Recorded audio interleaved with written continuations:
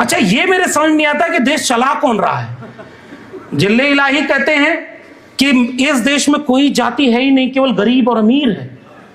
और आरएसएस प्रमुख कहते हैं 2000 साल तक हमारे लोगों ने जिनका शोषण किया उनको 200 साल तक आरक्षण तो देना पड़ेगा। मैं अगर वो पॉडकास्ट में होते तो उनसे एक सवाल पूछना था, किन लोगों ने शोषण किया? कौन है आपके लोग? वही जो आरएसएस प्रमुख बनते हैं। उनमें तो कोई डाइवर्सिटी आज तक नहीं आई।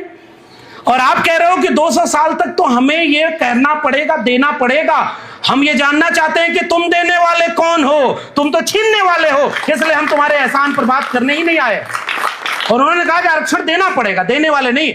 आरक्षण अगर किसी ने इस देश को दिया तो कोल्हापुर रियासत का एक छत्रपति शिवाजी का वंशज छत्रपति शाहू जी महाराज ने दिया, फूले ने दिया और संविधान बनाकर बाबा साहब अंबेडकर ने दिया। किसी के एहसान से आरक्षण मिला नहीं है, छीना है आरएसएस और बीजेपी ने। और इसलिए ये जो बात कह रहे थे कि ये जो शाखा लगाते हैं उनमें सब साथ में जाते हैं, तब मैं गूगल करने बैठ गया कि जेएनयू की शाखा में कौन जा रहा है। यहां का कोई प्रोफेसर तो उसमें दिखा नहीं। तो वहां पता चला, एक व्यक्ति ने, सर बहुत ऑथेंटिक सोर्स से बता रहा हूं, उसने कहा जेएनयू में शाखा इसलिए लग रही है कि पहले एडमिशन नहीं, पहले शाखा में एडमिशन लो तब पीएचडी में एडमिशन होगा। पहले शाखा में एडमिशन लो तब जाकर के अपॉइंटमेंट होगा।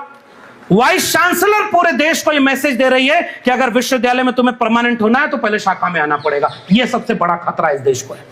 विश्वविद्यालय नाम बना है विश्व से, यूनिवर्सिटी, और तुम्हारी किताबों में लिखा है आनो भद्रो कन्वर्तो दिमाग की सारी खिड़कियां खोल दो, ज्ञान कहीं से आए ले लेना चाहिए। तुमने ज्ञान को भी लेफ्ट, राइट और सेंटर बना दिया और उसके बाद तुम विश्वविद्यालय को भी मठ बना देना चाहते हो। हम उसके खिलाफ ये आवाज उठाते रहेंगे कि एक विचारधारा का प्लेसमेंट सेंटर नहीं है ये विश्वविद्यालय, ये सबके लिए होते हैं।